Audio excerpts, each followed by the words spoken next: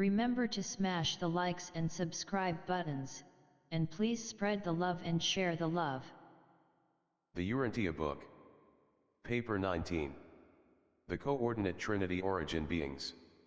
This paradise group, designated the coordinate Trinity-Origin beings, embraces the Trinity teacher sons, also classed among the paradise sons of God, three groups of high super-universe administrators, and the somewhat impersonal category of the inspired Trinity spirits. Even the Havana natives may properly be included in this classification of Trinity personalities, along with numerous groups of beings resident on paradise.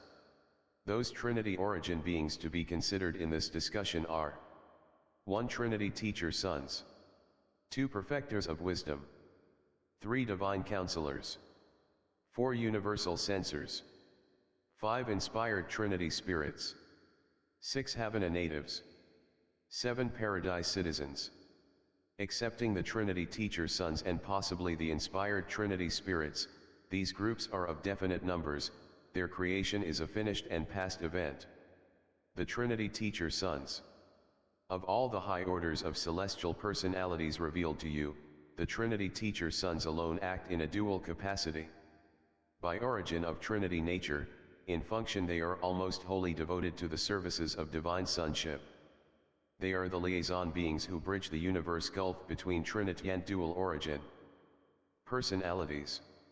While the stationary sons of the Trinity are of completed numbers, the teacher sons are constantly increasing. What the final number of teacher sons will be, I do not know. I can, however, state that, at the last periodic report to Diversey, the paradise records indicated 1,1,624,821 of these sons in service. These beings are the only group of the sons of God revealed to you whose origin is in the paradise Trinity. They range the central and super universes, and an enormous core is assigned to each local universe. They also serve the individual planets as do the other paradise sons of God. Since the scheme of the grand universe is not fully developed, large numbers of teacher sons are held in the reserves on paradise, and they volunteer for emergency duty and unusual service in all divisions of the grand universe, on the lone worlds of space, in the local and super universes, and on the worlds of Havana. They also function on paradise, but it will be more helpful to postpone their detailed consideration until we come to the discussion of the paradise sons of God. In this connection, however, it may be noted that teacher sons are the supreme coordinating personalities of Trinity-Origin. In such a far-flung universe of universes, there is always great danger of succumbing to the error of the circumscribed viewpoint, to the evil inherent in a segmentalized conception of reality and divinity. For example, the human mind would ordinarily crave to approach the cosmic philosophy portrayed in these revelations by proceeding from the simple and the finite to the complex and the infinite, from human origins to divine destinies. But that path does not lead to spiritual wisdom. Such a procedure is the easiest path to a certain form of genetic knowledge, but at best it can only reveal man's origin. It reveals little or nothing about his divine destiny. Even in the study of man's biologic evolution on Urantia, there are grave objections to the exclusive historic approach to his present-day status and his current problems. The true perspective of any reality problem, human or divine, terrestrial or cosmic, can be had only by the full and unprejudiced study and correlation of three phases of universe reality: origin, history, and destiny. The proper understanding of these three experiential realities affords the basis for a wise estimate of the current status. When the human mind undertakes to follow the philosophic technique of starting from the lower to approach the higher, whether in biology or theology, it is always in danger of committing four errors of reasoning. 1. It may utterly fail to perceive the final and completed evolutionary goal of either personal attainment or cosmic destiny.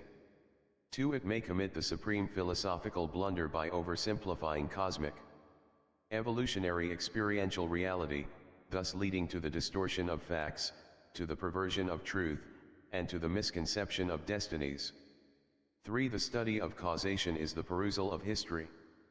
But the knowledge of how a Being becomes does not necessarily provide an intelligent understanding of the present status and true character of such a being. For history alone fails adequately to reveal future development destiny. Finite origins are helpful, but only divine causes reveal final effects. Eternal ends are not shown in time beginnings.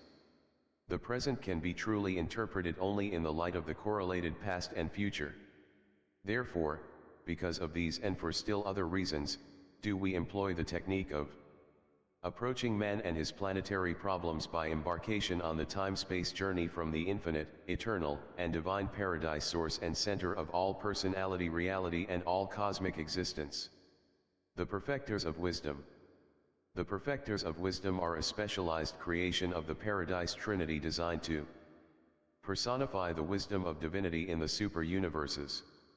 There are exactly 7 billion of these beings in existence, and 1 billion are assigned to each of the 7 super-universes. In common with their coordinates, the Divine Counselors and the Universal Censors, the Perfecters of Wisdom pass through the wisdom of Paradise, of Havana, and except for Divinington, of the Father's Paradise spheres. After these experiences, the Perfecters of Wisdom were permanently assigned to the service of the Ancients of Days. They serve neither on Paradise nor on the worlds of the Paradise. Havana circuits, they are wholly occupied with the administration of the super-universe governments. Wherever and whenever a Perfecter of Wisdom functions, there and then divine wisdom functions. There is actuality of presence and perfection of manifestation in the knowledge and wisdom represented in the doings of these mighty and majestic personalities. They do not reflect the wisdom of the Paradise Trinity, they are that wisdom. They are the sources of wisdom for all teachers in the application of universe knowledge, they are the fountains of discretion and the well springs of discrimination to the institutions of learning and discernment in all universes.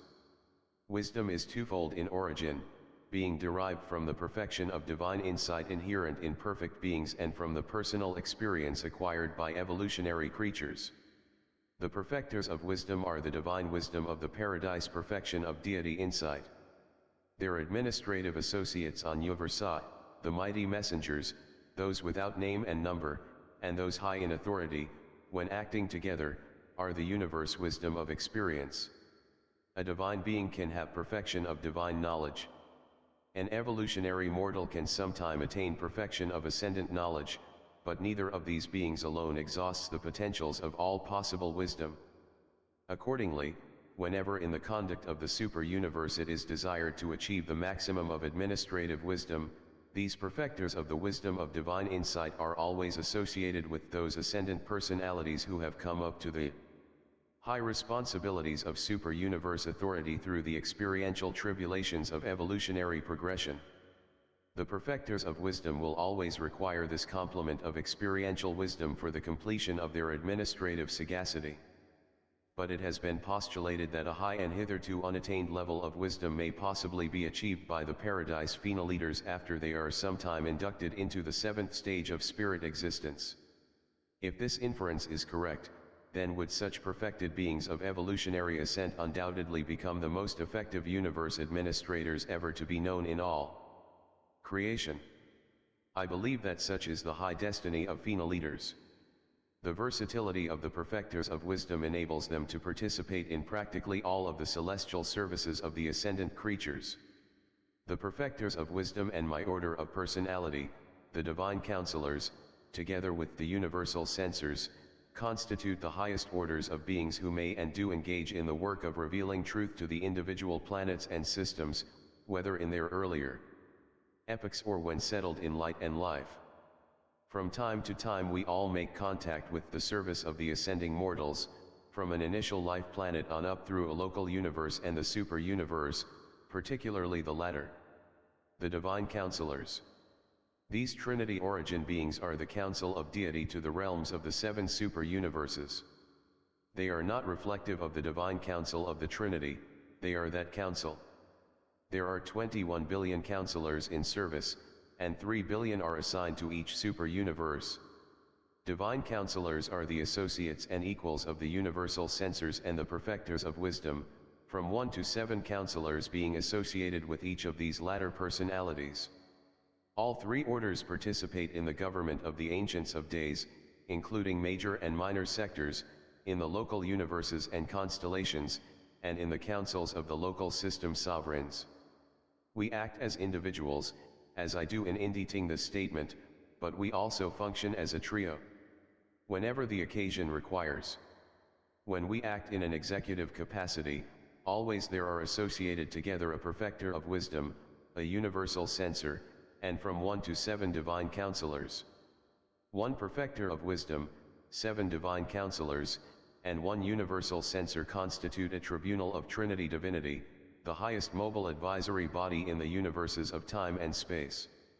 Such a group of 9 is known either as a fact-finding or as a truth-revealing tribunal, and when it sits in judgment upon a problem and renders a decision, it is just as if an Ancient of Days had adjudicated the matter, for in all the annals of the super-universes such a verdict has never been reversed by the Ancients of Days.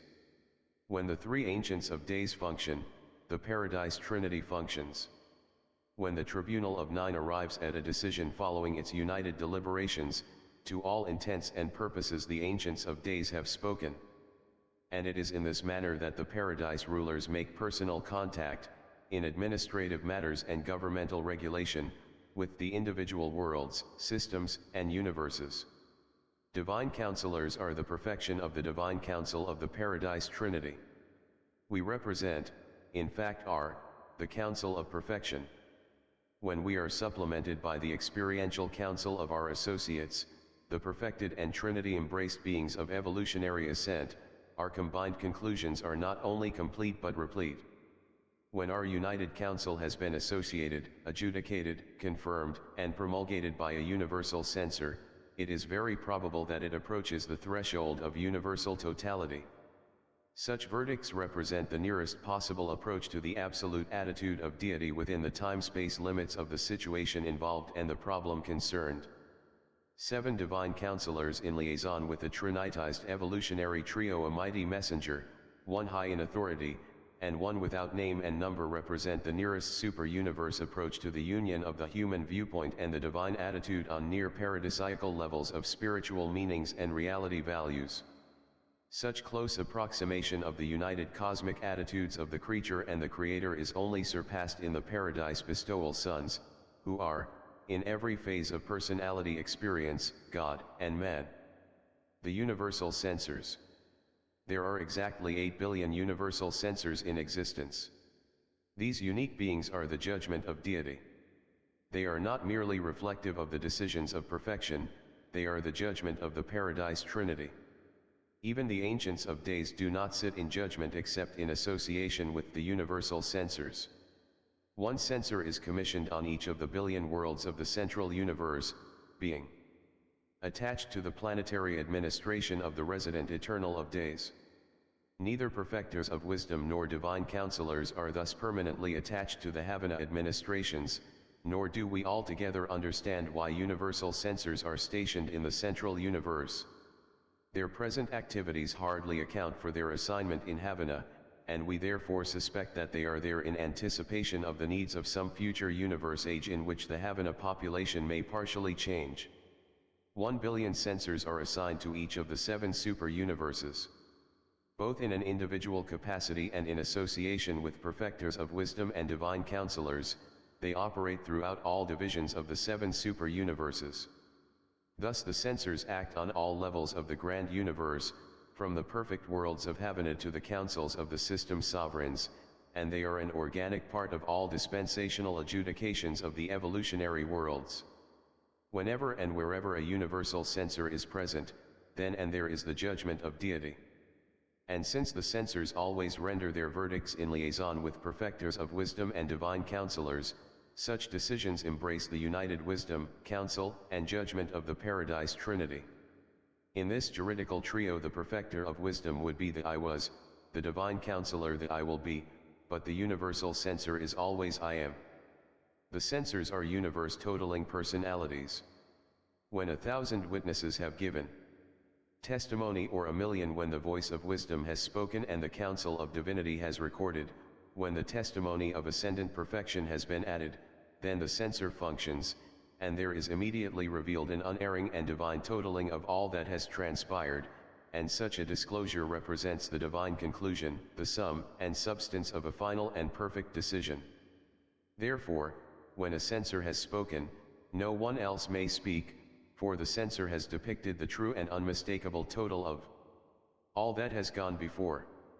When he speaks, there is no appeal. Most fully do I understand the operation of the mind of a perfecter of wisdom, but I certainly do not fully comprehend the working of the adjudicating mind of a universal censor. It appears to me that the censors formulate new meanings and originate new values from the association of the facts, truths, and findings presented to them in the course of an investigation of universe affairs. It seems probable that the universal censors are able to bring forth original interpretations of the combination of perfect creator insight and the perfected creature experience. This association of paradise perfection and universe experience undoubtedly eventuates a new value in ultimates. But this is not the end of our difficulties regarding the working of the minds of the universal censors. Having made due allowances for all that we know or conjecture about the functioning of a censor in any given universe situation, we find that we are still unable to predict decisions or to forecast verdicts. We very accurately determine the probable result of the association of creator attitude and creature experience, but such conclusions are not always accurate forecasts of censor disclosures. It seems likely that the censors are in some manner in liaison with the deity absolute. We are otherwise unable to explain many of their decisions and rulings. Perfecters of wisdom, divine counselors, and universal censors, together with the 7 orders of Supreme Trinity personalities, constitute those 10 groups which have been sometimes designated stationary sons of the Trinity. Together they comprise the grand core of Trinity administrators, rulers, executives, advisors, counselors, and judges. Their numbers slightly exceed 37 billion. 2 billion. And 70 are stationed in the central universe and just over 5 billion in each super-universe. It is very difficult to portray the functional limits of the stationary sons of the Trinity.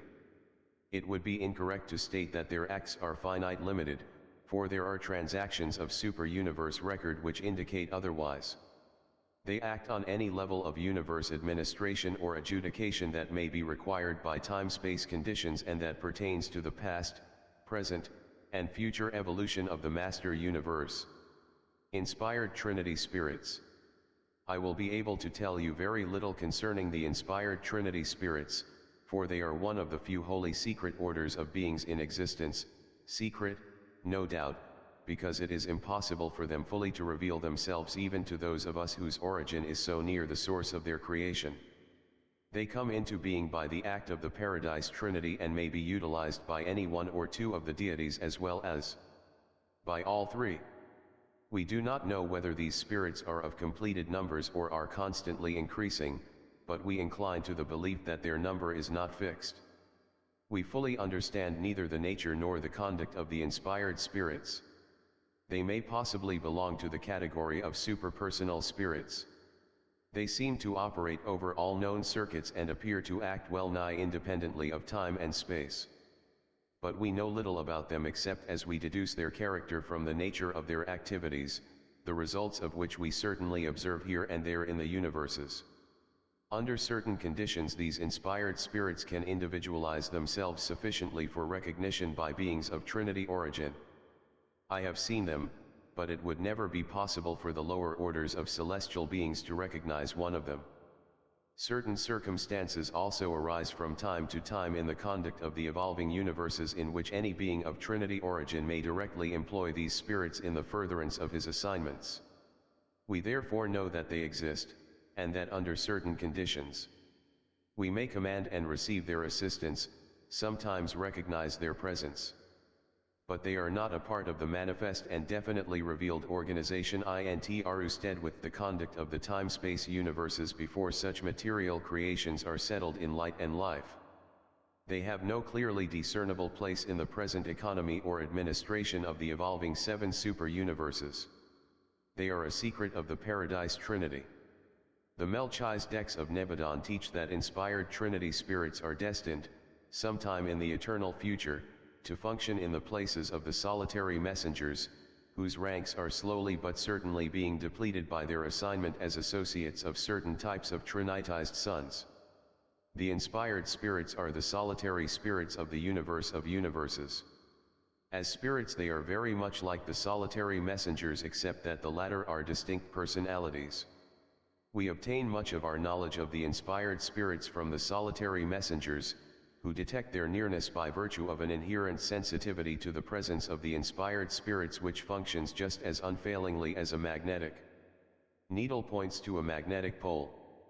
When a solitary messenger is near an inspired Trinity spirit, he is conscious of a qualitative indication of such a divine presence, and also of a very definite quantitative registration which enables him actually to know the classification or number of the spirit presence or presences.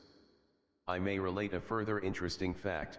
When a solitary messenger is on a planet whose inhabitants are indwelt by thought adjusters, as on Urantia, he is aware of a qualitative excitation in his detection sensitivity to spirit presence. In such instances there is no quantitative excitation, only a qualitative agitation. When on a planet to which adjusters do not come, contact with the natives does not produce any such reaction. This suggests that thought adjusters are in some manner related to, or are connected with, the inspired spirits of the Paradise Trinity. In some way they may possibly be associated in certain phases of their work, but we do not really know. They both originate near the center and source of all things, but they are not the same order of being. Thought adjusters spring from the Father alone.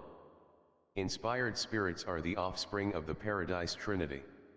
The inspired spirits do not apparently belong to the evolutionary scheme of the individual planets or universes, and yet they seem to be almost everywhere. Even as I am engaged in the formulation of this statement, my associated solitary messenger's personal sensitivity to the presence of this order of spirit indicates that there is with us at this very moment, not over 25 feet away, a spirit of the inspired order and of the third volume of power presence. The third volume of power presence suggests to us the probability that 3 inspired spirits are functioning in liaison. Of more than 12 orders of beings associated with me at this time, the solitary messenger is the only one aware of the presence of these mysterious entities of the Trinity. And further, while we are thus apprised of the nearness of these divine spirits, we are all equally ignorant of their mission. We really do not know whether they are merely interested observers of our doings, or whether they are, in some manner unknown to us, actually contributing to the success of our undertaking. We know that the Trinity teacher's sons are devoted to the conscious enlightenment of universe creatures. I have arrived at the settled conclusion that the inspired Trinity spirits, by superconscious techniques, are also functioning as teachers of the realms. I am persuaded that there is a vast body of essential spiritual knowledge, truth indispensable to high spiritual attainment, which cannot be consciously received. Self-consciousness would effectively jeopardize the certainty of reception. If we are right in this concept, and my entire order of being shares it, it may be the mission of these inspired spirits to overcome this difficulty, to bridge this gap in the universal scheme of moral enlightenment and spiritual advancement. We think that these two types of Trinity-Origin teachers effect some kind of liaison in their activities, but we do not really know. On the super-universe training worlds and on the eternal circuits of Havana, I have fraternized with the perfecting mortals, spiritualized and ascendant souls from the evolutionary realms, but never have they been aware of the inspired spirits, which ever and anon the powers of detection resident in the solitary messengers would indicate were very near us. I have freely conversed with all orders of the sons of God, high and low, and they likewise are unconscious of the admonitions of the inspired Trinity spirits. They can and do look back in their experiences and recount happenings which are difficult to explain if the action of such spirits is not taken into account. But excepting solitary messengers, and sometimes Trinity-Origin beings, none of the celestial family have ever been conscious of the nearness of the inspired spirits. I do not believe the inspired Trinity spirits are playing hide and seek with me. They are probably trying just as hard to disclose themselves to me as I am to communicate with them. Our difficulties and limitations must be mutual and inherent. I am satisfied that there are no arbitrary secrets in the universe, therefore will I never cease in my efforts to solve the mystery of the isolation of these spirits belonging to my order of creation. And from all this, you mortals, just now taking your first step on the eternal journey, can well see that you must advance a long way before you will progress by sight and material assurance.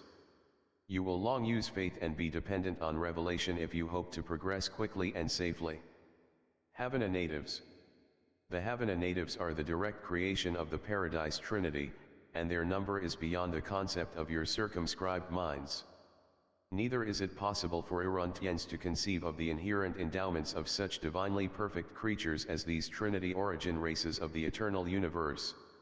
You can never truly envisage these glorious creatures, you must await your arrival in Havana, when you can greet them as spirit comrades. During your long sojourn on the billion worlds of Havana culture you will develop an eternal friendship for these superb beings.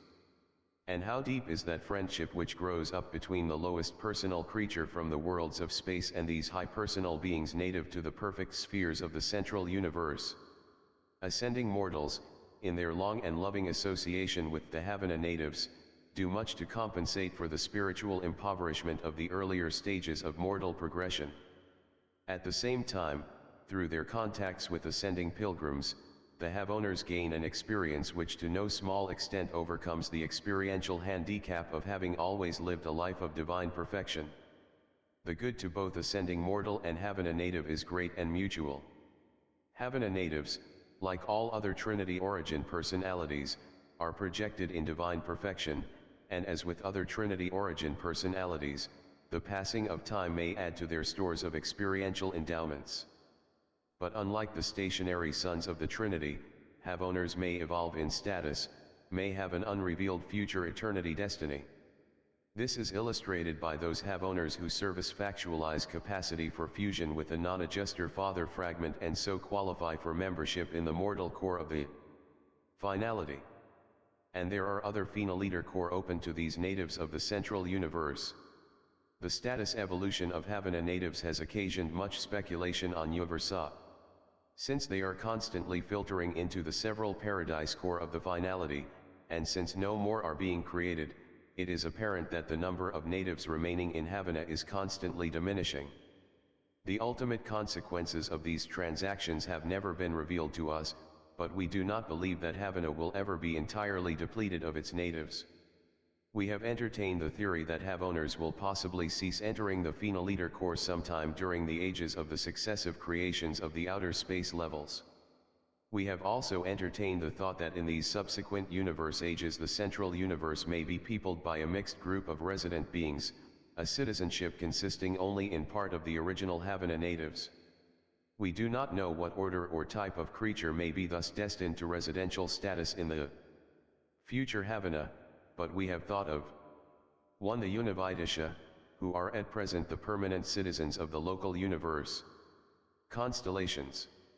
2. Future types of mortals who may be born on the inhabited spheres of the super-universes in the flowering of the ages of light and life.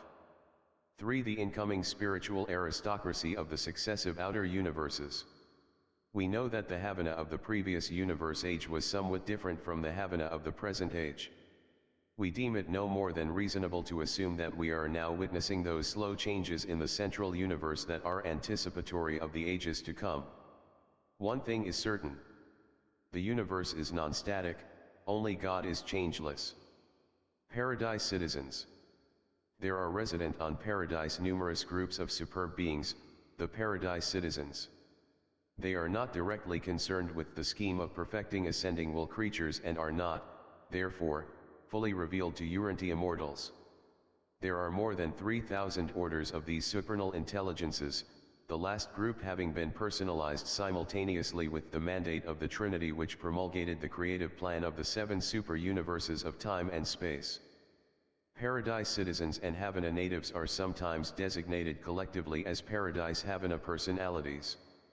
This completes the story of those beings who are brought into existence by the Paradise Trinity. None of them have ever gone astray. And yet, in the highest sense, they are all free will endowed. Trinity-Origin beings possess prerogatives of transit which make them independent of transport personalities, such as seraphim. We all possess the power of moving about freely and quickly in the universe of universes. Accepting the inspired Trinity spirits, we cannot attain the almost unbelievable velocity of the solitary messengers, but we are able so to utilize the sum total of the transport facilities in space that we can reach any point in a super universe, from its headquarters, in less than 1 year of Urantia time. It required 109 days of your time for me to journey from Diversey to Urantia. Through these same avenues we are enabled to intercommunicate instantaneously. Our entire order of creation finds itself in touch with every individual embraced within every division of the children of the Paradise Trinity save only the inspired spirits. Presented by a divine counselor of Urantia. Remember to smash the likes and subscribe buttons, and please spread the love and share the love.